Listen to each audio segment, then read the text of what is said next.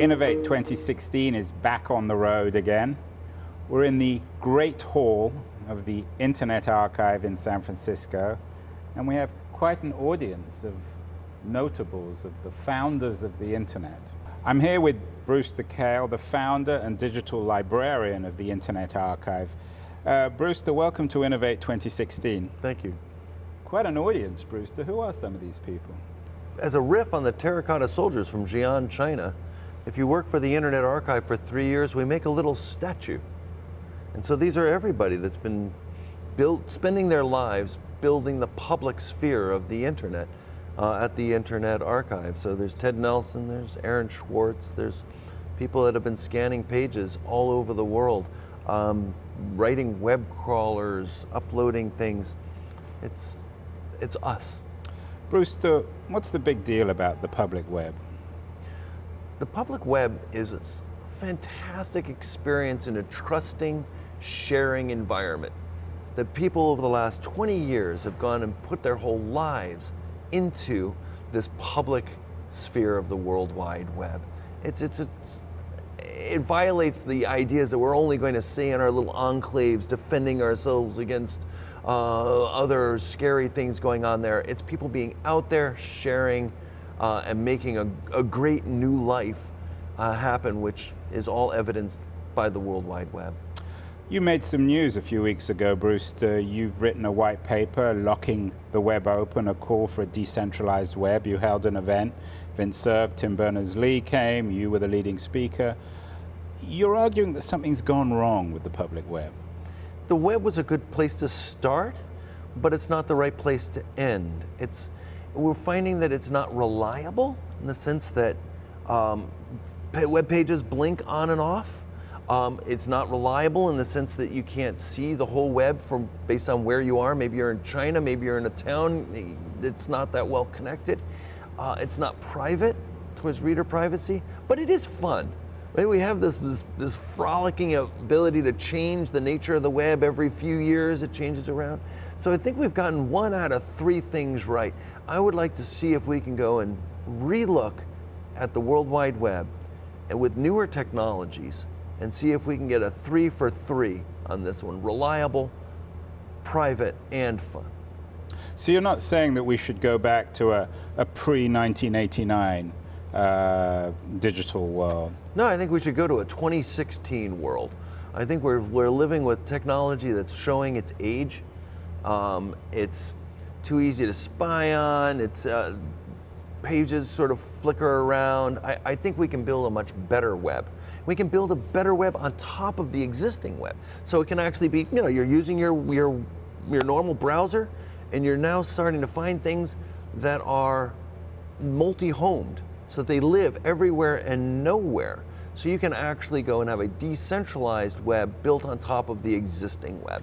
So this paper, Brewster, it's a call for innovation, a call for innovators? Yes, absolutely. And it's a way for people that, like Tim Berners-Lee, Vint Cerf, Mitchell Baker, who runs Mozilla, to go and say, yeah, let's go and make a step forward here and go and make a room for another generation of innovators to come along and build on top of and replace some of the structures that are showing signs of age.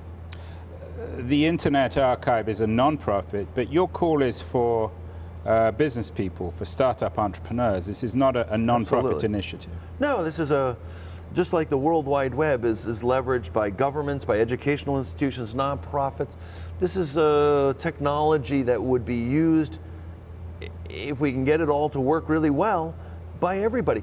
Think of scientific publishing. Scientific publishing is in crisis right now.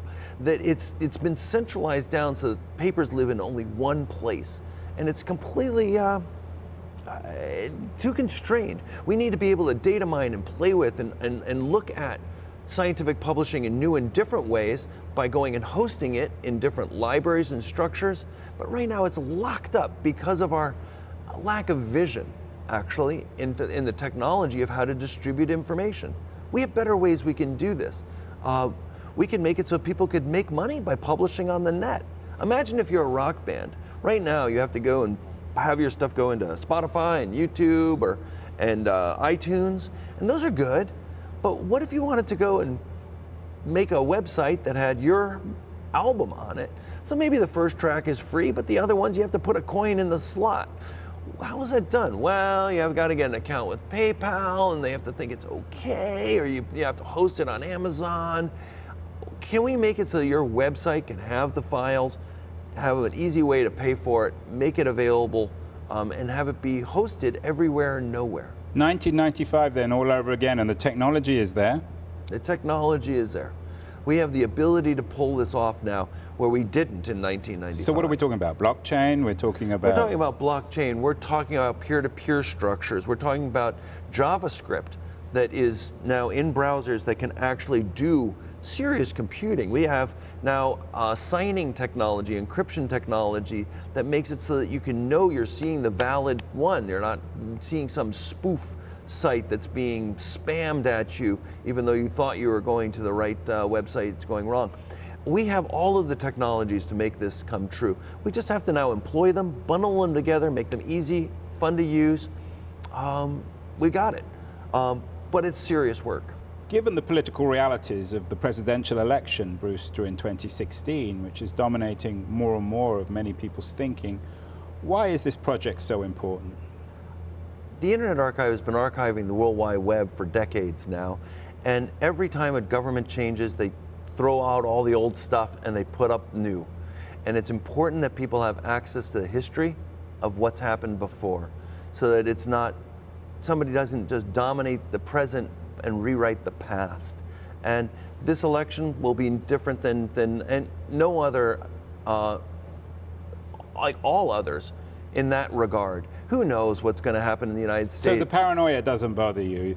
You don't feel that the paranoia that seems to be generated out of this election intensifies the need for a technology that ensures privacy? We've seen escalations in under both administrations, both parties' administrations, in increasing the surveillance of users of the internet to a point that most people just don't think it's right, and it's spooky, and it can go further and further with even more paranoid governments. So we need better technologies to represent our values in the technologies themselves, rather than waiting for governments to come out with better laws. Well, a shoeless Brewster Kahle. It's always a pleasure and honor to talk to you. I think your initiative is really important. Does the audience applause at the end here? No, they're just, the chorus is just always there.